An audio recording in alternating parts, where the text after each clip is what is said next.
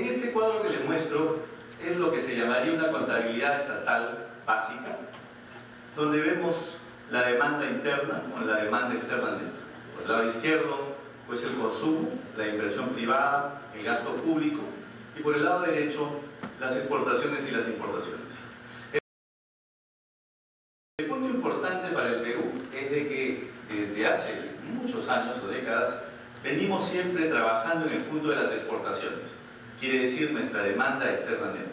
Es ahí donde hemos incidido bastante con lo que hemos hecho pues en términos de exportaciones y sobre todo de nuestros recursos naturales, que ustedes saben pues nos ha convertido en un país primario exportador. A esto quisiera decirles lo siguiente, de que al ser un país primario exportador, lo que estamos haciendo es pues tener un comercio internacional basado en los recursos naturales. Y he tomado como ejemplo China, con quien pues, digamos, tenemos lazos ahora con un TLC, unos lazos comerciales bastante importantes. Y miren, en este cuadro, lo que nosotros les exportamos a los chinos: cobre, hierro, aluminio, harina de pescado y uva. ¿Y qué es lo que nosotros importamos? Pues celulares, televisores, computadoras y automóviles. Este esquema es un esquema que vamos a encontrar en todas las exportaciones que tenemos en el Perú. Y pues vemos que nuestros TLCs tienen como común denominador la exportación de recursos naturales. En eso estamos y en eso parece que vamos a continuar. Veamos ahora cómo es que esta balanza comercial de nuestro comercio internacional con China nos va a reflejar en cierto tiempo. Y he tomado el ejemplo de México, que ya viene trabajando con China desde por lo menos hace 20 años. Y la evolución natural del comercio con China, porque México es una economía parecida a la peruana, es de que la balanza comercial con el tiempo comienza a ser deficitaria.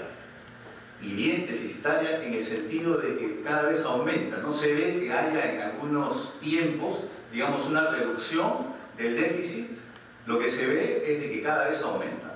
Aquí tenemos en 2012, en 2013 seguimos ya en un déficit comercial de alrededor de 58.000 millones de dólares con México. Esta situación entonces, ¿qué implica? De que si nosotros estamos exportando lo mismo con China, pues este cuadro se nos puede aplicar en algunos años también. Pero todo esto, compatriotas, implica de que cada vez nosotros hagamos una incidencia demasiado, digamos, fuerte en lo que es recursos naturales y sobre todo en lo que es la explotación de nuestros recursos precisamente mineros. La foto que les muestro es en Ticapampa, para todos los ancachinos que están presentes aquí en la sala.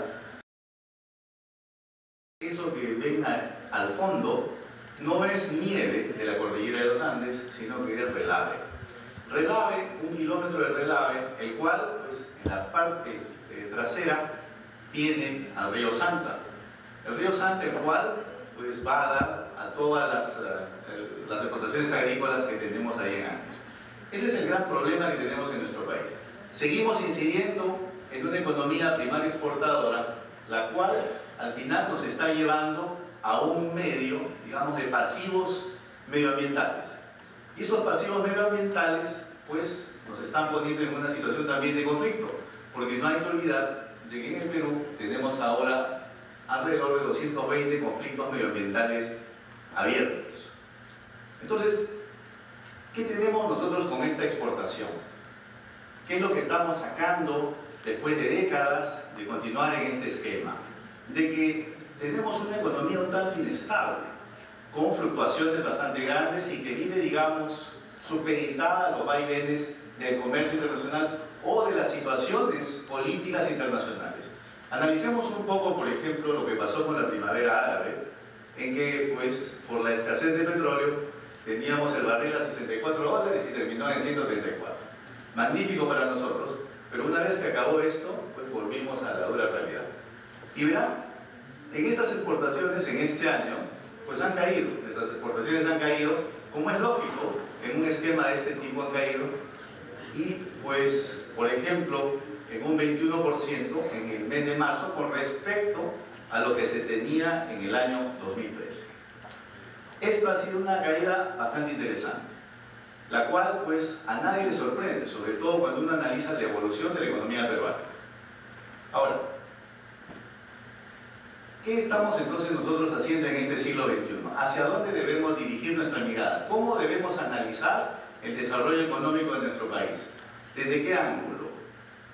Y quiero citar aquí a Francis Bacon y su frase famosa: ciencia potencia est. El conocimiento es poder. Es una frase de fines del siglo XVI, en el que comenzaba ya, digamos, la historia a pues ver toda esa reflexión intelectual, la cual por un lado llevó a algunos países a tener desarrollo, mientras que otros se quedaron todavía en, digamos, la retórica y las humanidades. Miren ustedes lo que nos pasó, y esta es una explicación histórica de por qué en nuestro país no le hemos dado mucho énfasis a la ciencia y la tecnología, compatriotas. Esa es una explicación histórica porque, si ven, San Marcos, por ejemplo, cuando fue fundada en el siglo XVI, a mediados del siglo XVI, tenía como misión adoctrinar a los vecinos de estas tierras en la fe cristiana y el sometimiento al rey. Mientras que en otras universidades se hablaba, por ejemplo, en latín de semper apertus, como la Universidad de Heidelberg, libro abierto, siempre abierto, ¿no? La curiosidad intelectual, algo que nos permite, sobre todo, ir más allá de lo conocido y buscar nuevas soluciones a los problemas. ¿A dónde llevamos entonces a finales del siglo pasado? Desde que el Perú ha mantenido, digamos, esa etiqueta de país científico, incidiendo en su gasto público, endeudándose cada vez, refinanciando su deuda. Y verán ustedes que en el 70 al 80 la deuda externa subió en casi 10 veces. ¿Por qué? Porque estábamos incidiendo en este gasto público, en el cual en el fondo nos ayudaba únicamente a subsistir, pero que no creábamos ciencia, no teníamos tecnología, no avanzábamos en esa reflexión intelectual que nos permitiría crear algo. Teníamos y seguimos teniendo el pensamiento mágico, aquel pensamiento que pues no nos ayuda mucho cuando se trata de las exportaciones de nuestro país. Este cuadro, que es un cuadro que representa la situación en la que está nuestro país en términos de ciencia y tecnología. Mire, por ejemplo, cómo otros países, con respecto a su población, tienen un número importante de científicos e investigadores. México, 114 millones de habitantes, con un porcentaje de científicos e investigadores de 0.04. Países Bajos, que tiene 16 millones, 0.32. Corea del Sur, que es un país desarrollado, 0.29. Alemania, con 49 millones, tiene 0.53% de investigadores y científicos. Ahora, veamos con respecto a estas cifras que tenemos en el Perú. 0.046%. De 30 millones de peruanos que somos en el Perú y el exterior, tenemos un 0.046%, lo cual nos pone a la cola casi en el nivel de México. Esto es grave, esto es grave, y esto incide totalmente y directamente en la calidad de nuestras exportaciones. Incide, ¿por qué? Porque nos resume a una exportación únicamente de materia prima. No nos hace un país exportador de productos con valor agregado. Y ahí tienen ustedes la respuesta. Tenemos hasta ahora 13.800 científicos e investigadores, lo cual implica de que estamos en una situación de pérdida constante de capital humano.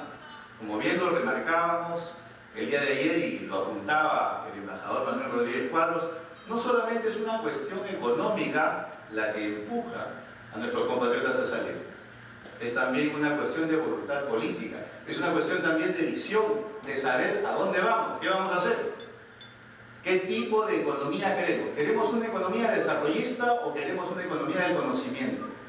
¿Cómo nos posicionamos frente a la evolución de la historia? Y es esa pregunta la que nos debemos hacer en este siglo XXI, compatriotas, porque somos una generación de este siglo. Estamos en este siglo y debemos ya ver qué visión tenemos para lo que viene. para aquellos que van a habitar las tierras de nuestro querido Perú. Miren en este cuadro sobre la influencia que hemos tenido en todo lo que es retórica y letras, que de los 588 premios Nobel que se han repartido hasta la fecha, ¿no?, desde 1901, el Perú pues ha tenido uno con el señor Mario Vargas Llosa. Y qué bueno, uno hemos tenido de esos 588. Lo cual implica de que si sacamos el porcentaje, es un 0.17% de 588 premios Nobel. Y para América Latina es un 2.7. Quiere decir que tenemos un 97.3% de premios Nobel que han ido a todo el mundo, menos a América Latina. Compatriotas, una vez más, esto es grave. Y esto implica una falta de visión de lo que queremos hacer en este ciclo. Falta de visión. ¿Qué tipo de desarrollo queremos? Es ahí donde debemos ponernos de acuerdo. Porque si vamos a mantenernos con estos porcentajes, vamos a seguir vendiendo recursos naturales y a lo mejor destruyendo nuestro país. Y esa no es la idea, ¿no es verdad? Hay muchos países que han logrado salir adelante sin necesidad de malograr su medio ambiente. Suiza, por ejemplo. Vayan a Suiza, seguro muchos de ustedes han estado allá, han visto ya un relave por ahí, y no lo hay. Hace poco quisieron hacer una exploración minera en un lago cerca a Italia, con la frontera con Italia, y la gente se opuso. ¿Y se opusieron gracias a qué? A la consulta previa. Increíble, que allá se aplique, mientras que nosotros no lo aplicamos. Se protege entonces el medio ambiente, se protege la calidad de vida. Crecimiento, compatriotas, no es desarrollo. Y eso es importante recalcarlo. ¿Por qué? Porque si no damos esa importancia a la ciencia, a la tecnología y la innovación, no tendremos tampoco un incremento en lo que es el Producto Bruto Interno. Miren ustedes cómo los países que he tomado como ejemplo, Suiza, Brasil, Corea del Sur y México, han logrado avanzar, sobre todo Suiza, y en una proyección al 2017, Suiza depasa largamente los $80.000 por año por persona, mientras que otros países se van quedando. ¿Quiénes se van quedando? México. ¿Y dónde está el Perú? También al mismo nivel que México. Entonces, veamos aquí, compatriotas, esa influencia directa en lo que hacemos nosotros como visión de desarrollo, con impulso a la ciencia y la tecnología y su influencia en el crecimiento de un país. Muy importante. ¿Pero qué hizo Suiza? Suiza simplemente pasó por esa sociedad del conocimiento. Como decía Francis Bacon, ciencia, potencia es. El conocimiento es poder. Y se dieron cuenta que no podían continuar únicamente siendo un país sin mayor producción tecnológica. Ahora, ¿qué tenemos con esto? De que durante muchos años Suiza ha influenciado el desarrollo gracias a los avances en ciencia y tecnología. ¿Y por qué les doy este ejemplo? Porque gracias a la industria relojera, 32 profesiones se abren a todos los jóvenes que salen de la escuela secundaria. En el Perú no tenemos eso. Desarrollo, entonces, compatriotas, implica tener una nueva visión de lo que estamos haciendo en economía. Pues bien, ¿qué hacemos en nuestra contabilidad macroeconómica? ¿Qué hacemos si las exportaciones decaen? ¿Qué es lo que siempre nos pasa? Gasto público. Es lo primero que hacen los gobernantes, gasto público. Y miren acá este ejemplo. En el año 2009 tuvimos un crecimiento de 0.9%. ¿Qué se hizo inmediatamente? Gasto público. Se le dio dinero a las regiones. Pero las regiones, por una cuestión de institucionalidad, por un lado, no tienen los cuerpos técnicos para lograr proyectos de envergadura y por otro lado, tampoco tienen pues esa capacidad de gasto. Al final, es una inversión que no nos sirve. ¿Cómo entonces influenciamos el crecimiento si no tenemos precisamente esa ciencia y tecnología que nos haga levantar? ¿Qué hacemos si las exportaciones bajan entonces? Apliquemos el consumo. ¿Pero qué pasa? Ya lo estamos haciendo en el consumo. Ya estamos, pues, con un crédito que está a más del 20%. Muchos dicen que hay que aumentar el salario, pero señores, el salario no guarda relación con el costo de vida. El salario guarda relación con la productividad. Entonces, la combinación perfecta de crecimiento, ¿cuál es? Exportaciones de calidad con un componente mayor de ciencia y tecnología y las inversiones privadas que deben llegar a nuestro país. Pero para eso el marco legal debe ser respetado. Lo que nosotros hacemos como instituciones, tanto en los partidos políticos como el Congreso, el Poder Ejecutivo, el Poder Judicial, deben ser el mejor ejemplo para que aquellos que quieran invertir en nuestro país puedan venir y pues sentirse seguros de que lograrán un mejor rendimiento en su inversión.